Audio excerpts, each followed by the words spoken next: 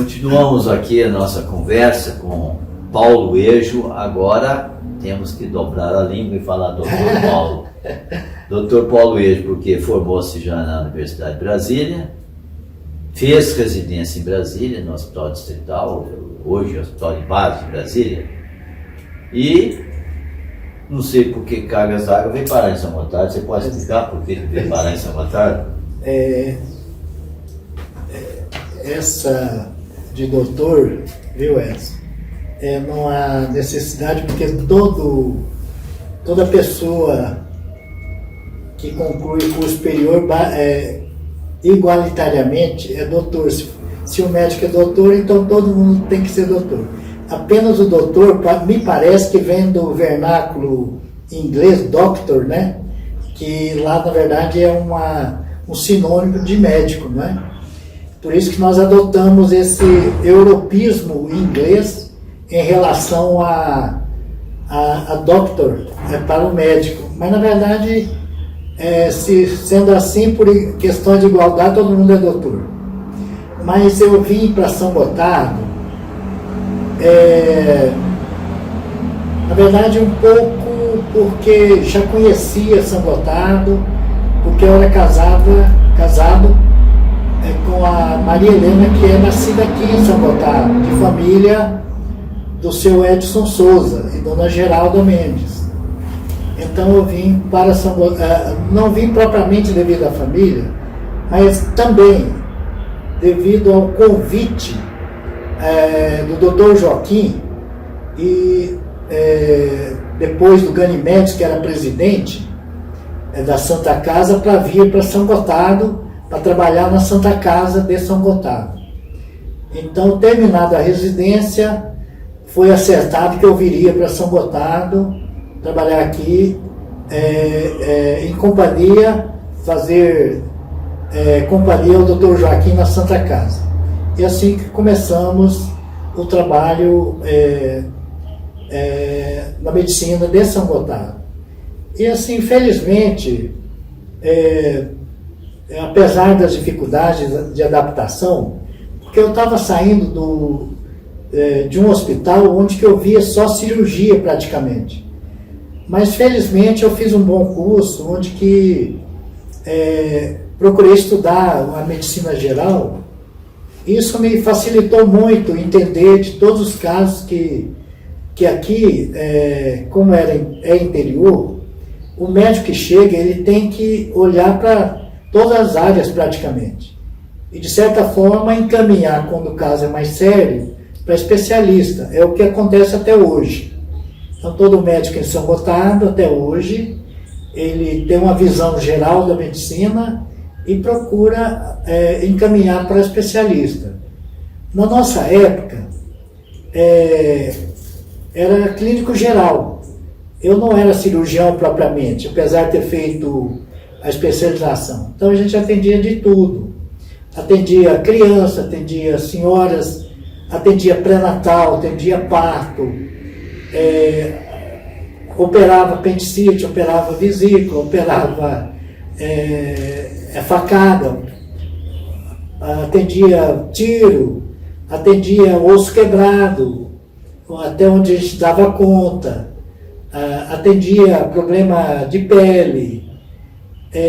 Então nós realmente tivemos que adaptar rapidamente a esse tipo de atendimento. E felizmente, graças a Deus, as coisas foram andando muito bem e a gente fez um bom trabalho já desde o início.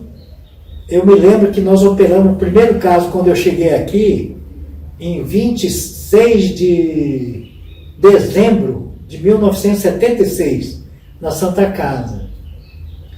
E de lá para cá, a gente vem assim, trabalhando no geral. Fui parteiro para muitas famílias, atendi muita criança. Então, a Santa Casa era um hospital geral, onde que os casos mais graves, como disse, a gente procurava encaminhar.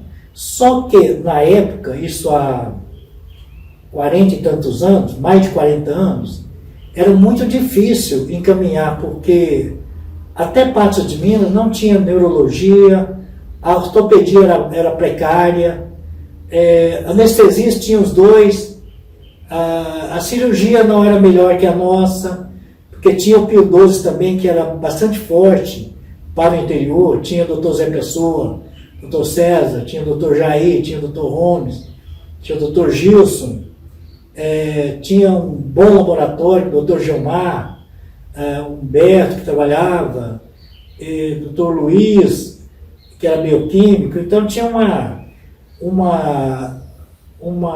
material humano, profissionais de bom nível para o interior.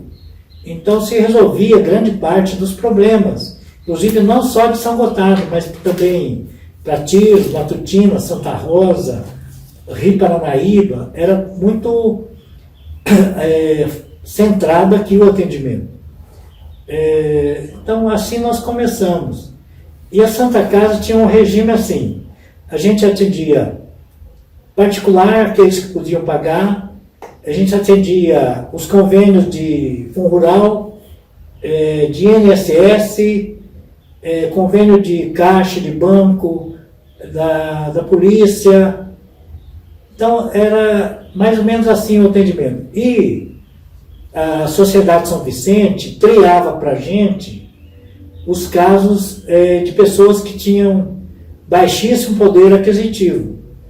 Então era triado através de uma seleção social dentro dos critérios da Sociedade São Vicente. Então a gente trabalhava dentro desse regime.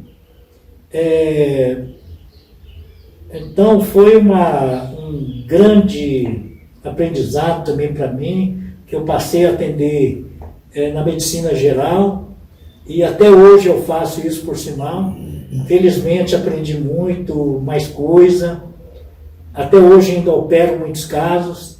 Portanto, eu posso falar que poderia ter escolhido ficar em grande centro.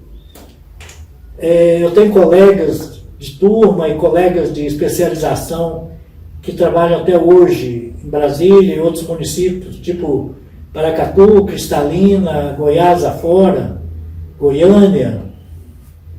Então, Estado de São Paulo. Mas eu não me arrependo de ter, hora nenhuma, de ter vindo para São Gotardo e trabalhar na região.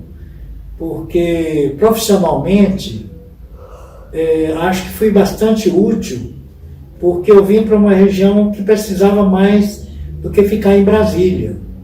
Então, humanamente falando, é uma recompensa para mim, porque eu vim para... eu fui mais útil fazendo isso do que ficando em grande centro. Já até tive tentações de voltar para Brasília, já até trabalhei em grandes hospitais depois de ter vindo para cá. Eu fiz concurso na Fundação Hospitalar de Brasília, fui efetivo lá em Brasília. Trabalhei no Hospital Regional de Taguatinga, que é um hospital de 500 leitos. Trabalhei no Hospital Regional de Patos, uns 7 anos também como cirurgião. E trabalhei também em outros hospitais. Ainda trabalho no Hospital do Rio Paranaíba, no Hospital da Serra, ainda eu trabalho. Mas já trabalhei em vários outros municípios, incluindo Tiros, Santa Rosa, Arapuá, Cabo Paranaíba, Patrocínio, Ibiá. Todas as cidades eu já peregrinei trabalhando.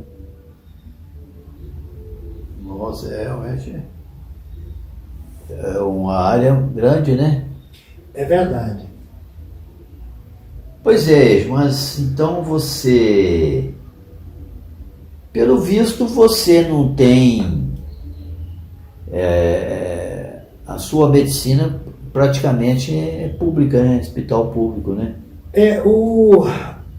A questão é embora você tenha tido gabinete, sim, só você, né?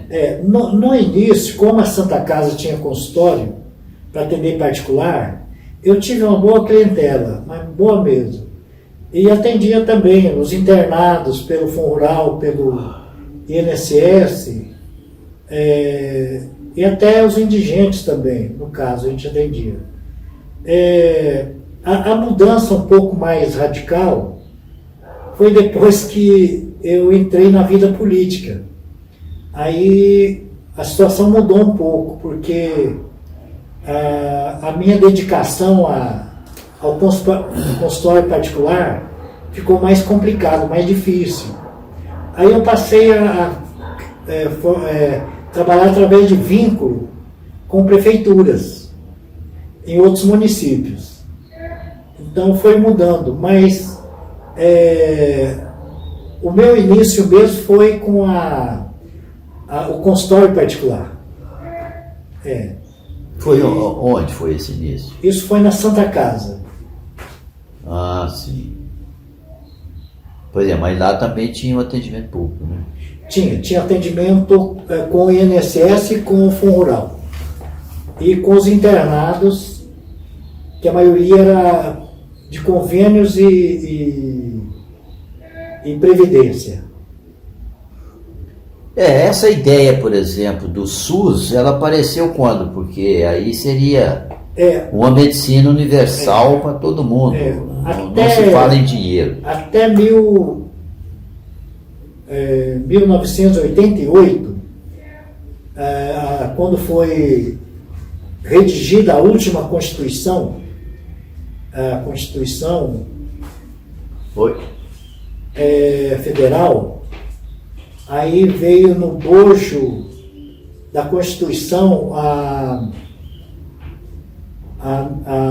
obrigatoriedade de que a saúde seria universalizada, criando-se o Sistema SUS, Sistema Único de Saúde.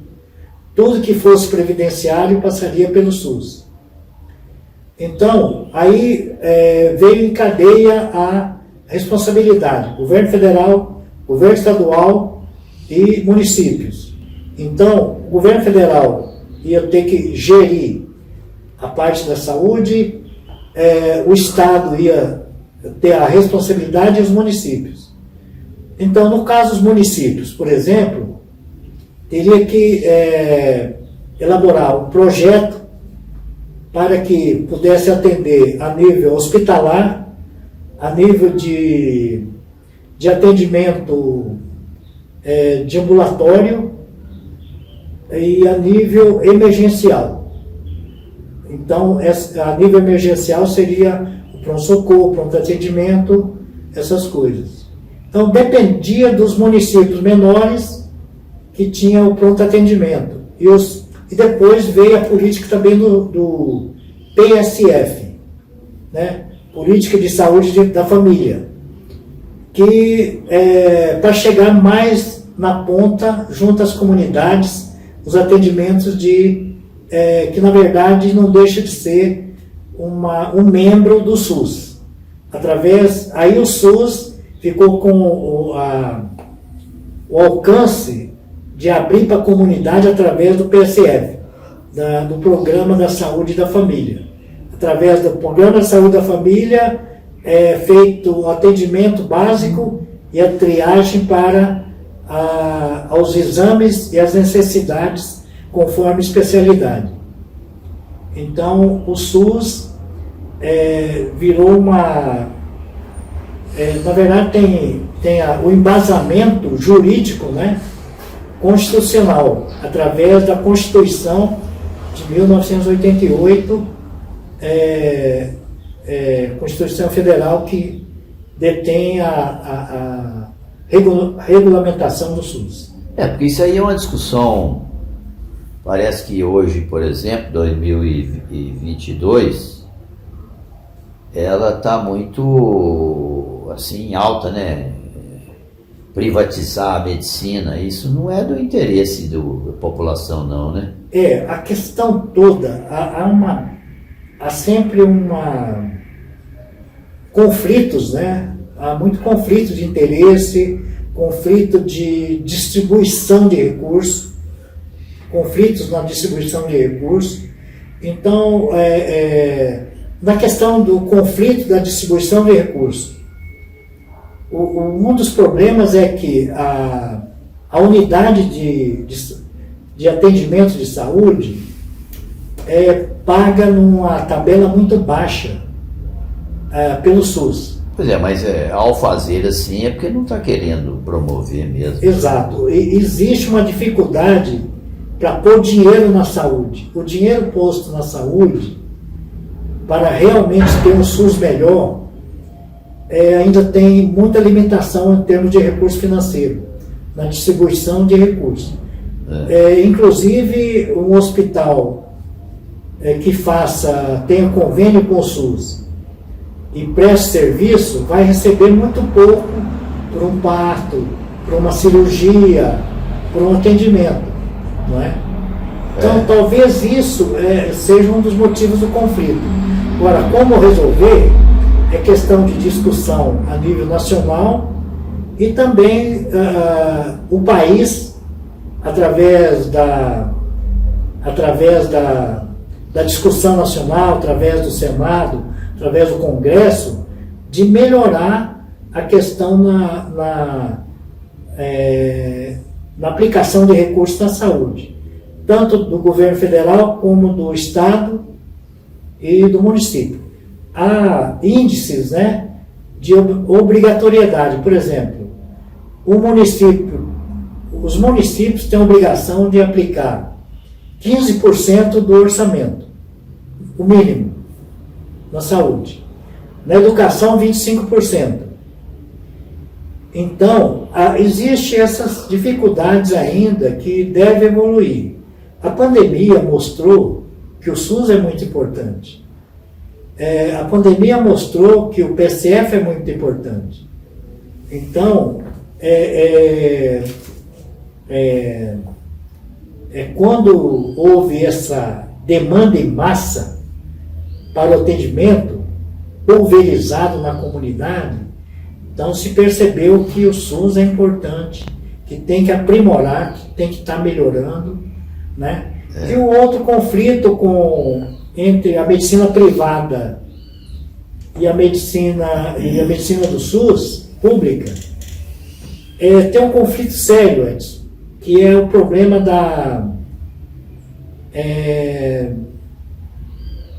como é que fala? A Unimed,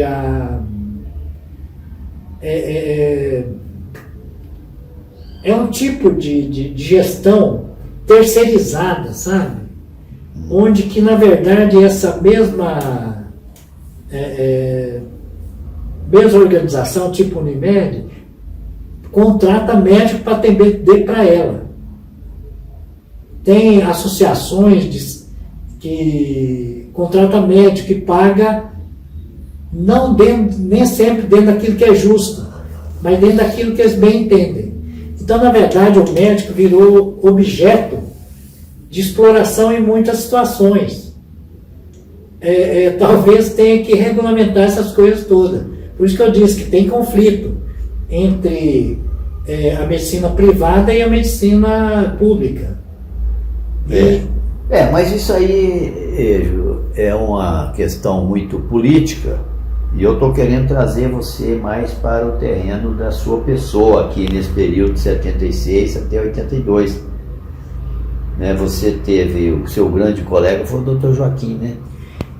O Dr. Joaquim teve outro, o Dr. João também, não? Não foi... O Dr. João não estava aqui. Não, foi doutor... Bem no início foi Dr. Joaquim e Dr. Silvio Bom Tempo. Ah, sim. O Dr. Silvio ficou pouco tempo, foi para Tiros. Dr. Joaquim trabalhou comigo até 81, de 76 a 81. Um grande colega, pronto, a gente operava junto, ele anestesiava, fazia anestesia, operava, um médico muito dedicado, e realmente a gente trabalhou bastante e realmente ele gostava muito de São Gotardo. É porque ele não era daqui também, não, né? Não era. Ele gostava muito de São Gotardo e também o povo gostava muito dele. Era muito dado, era muito humano. Era às vezes até sem paciência. Mas era tipo da pessoa boníssima. E eu tenho realmente todo um afeto, uma lembrança muito boa dele. E foi o meu grande companheiro na minha chegada aqui. Depois ele foi para o Pio XII, se eu não estou enganado. Ele foi para o Pio XII e a partir dali foi a época em que a gente... Chegaram outros, né, na Santa Casa, o Dr. Jorge, Dr. João, Dr. Marco Antônio. Pois mas você, então, teve essa experiência com o Dr. Joaquim, inclusive chegou a ter até uma clínica ali onde teve o Dr. João, ali na Dona Maria Borges, né? Dona Maria, né? Você chegou a atender. Quando houve o conflito ali dentro da Santa Casa com o Dr. Joaquim, teve um conflito ali gerencial e de certa forma com alguns desdobramentos de problemas com o Dr. César. Aí acabou que o Dr. Joaquim foi convidado a ser afastado. Lá da Santa Casa. Não trabalhar mais no consultório. Era mesmo que falar que era para sair, não é? E com isso eu não achava justa a decisão. Aí eu passei a atender fora da Santa Casa e trabalhar no Rio Paranaíba só. Era no Rio e na... Aí você deixou a Santa... Aí eu deixei a Santa Casa também porque o Joaquim foi definitivamente afastado. E eu tinha empenhado minha palavra que se o Joaquim fosse afastado, eu também seria. Eu me afastaria também. Porque realmente era muito claro que a posição justa seria não afastar o Dr. Joaquim da Santa Casa.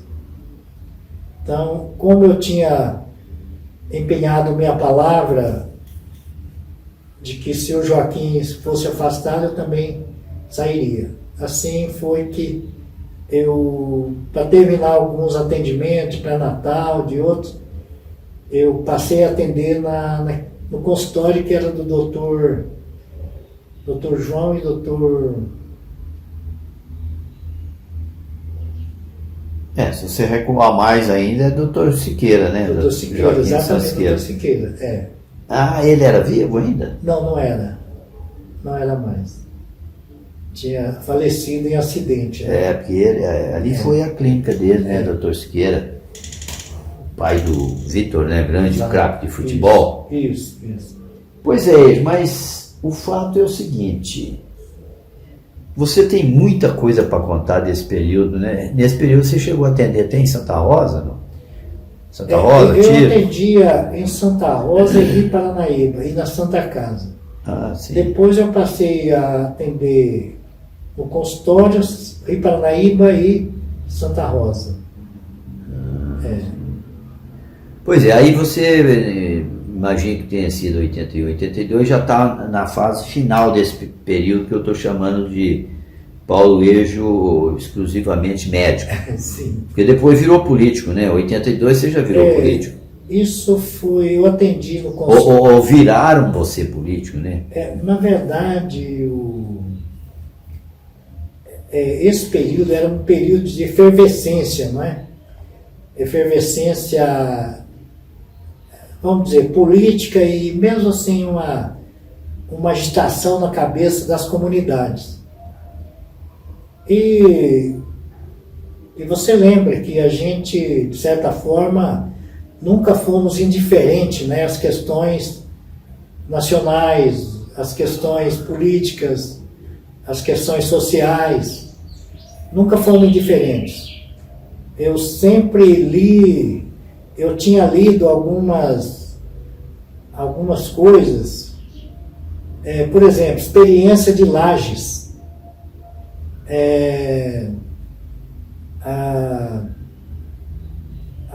o JEG, a Bahia e a Revolução de 64, por exemplo, são muito interessantes. E alguns outros livros que... E mesmo as invasões, a efervescência em Brasília, mexia com a gente. Aí a gente começou a perceber que a comunidade também era agitada pelas questões políticas aqui em São Gotardo e a região. Aí, como eu tinha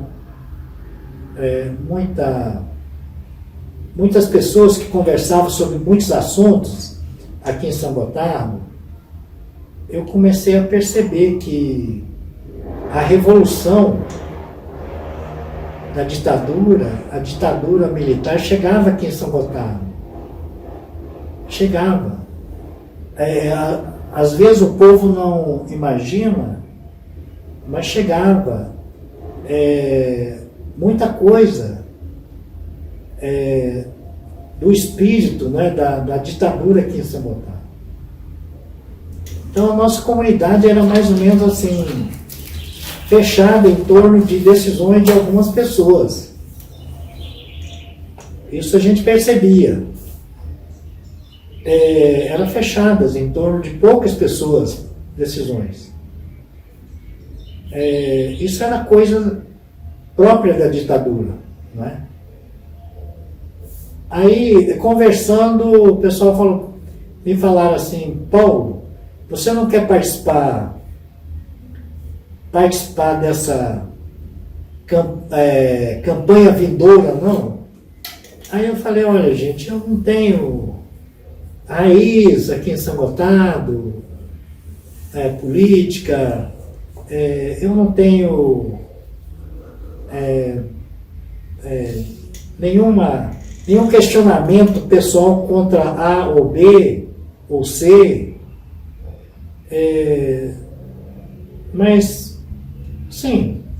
E outra coisa, eu não conheço quase ninguém politicamente.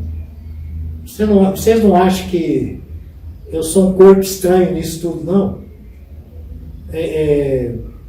Mas assim, sempre pensei que um cidadão, uma pessoa não pode se omitir o tempo todo, sabe? A gente falar, tirar o corpo fora. Aí eu disse o seguinte: olha, gente, faz o seguinte, olha, eu nem vou ficar em São Gotardo, porque teve esse problema da Santa Casa. Eu estou indo para o Rio Paranaíba. Eu vou para lá para tocar um hospital. Assim, se eu for útil, me coloca, para poder ajudar de alguma maneira. Porque eu sei que vocês querem mudar o estado de coisas em relação a questões políticas. Se a minha pessoa ajudar em alguma coisa, coloca. Foi assim. E foi assim a minha mudança para o Rio Paranaíba, e depois a gente acabou voltando porque eu fui eleito pelo povo em 82. Dentro dessa filosofia. Olha, se for útil, se ajudar, coloca aí o meu nome. Foi assim, porque na verdade nunca tive em mente o desejo realmente de virar político aqui, prefeito, muito menos prefeito, né? No máximo a ideia era você somar junto com, porque na época podia fazer coligação. Porque quando veio a organização de campanha, era o seu Erotides que tinha sido prefeito, dentro da nossa coligação, o professor Carlos Anselmo, que era outro homem radicado e muito conhecido, e e resolveram me colocar como um terceiro nome, para ajudar. Para somar os Para votos, somar, né? exatamente. Porque eram vários candidatos que somavam os votos. E elegiam o mais votado. Elegiam o mais votado, exatamente. Assim como do outro lado era o Zé Luiz e o Wilson O Pedroso. seu Wilson Pedroso, exatamente. Um dos dois que tivesse mais seria eleito. Assim, Exatamente. né? A soma da nossa coligação foi maior do que a do outro. José Luiz e do Wilson. seu Wilson Pedroso. E você teve mais votos do que... E eu acabei tendo mais voto dentro da nossa coligação. Você lembra do número de votos? Não? Tem alguma ideia? Porque aquilo foi uma surpresa, ninguém esperava, né? Foi. Esperava-se que o professor Carlos, que era muito conhecido, o próprio senhor Erotides também tinha sido prefeito, né? Salvo engano, eu tive 1.900 e poucos votos, quase 2.000. O professor Carlos teve 1.200 e uns quebrados. E o senhor Ortiz teve 600 e pouco.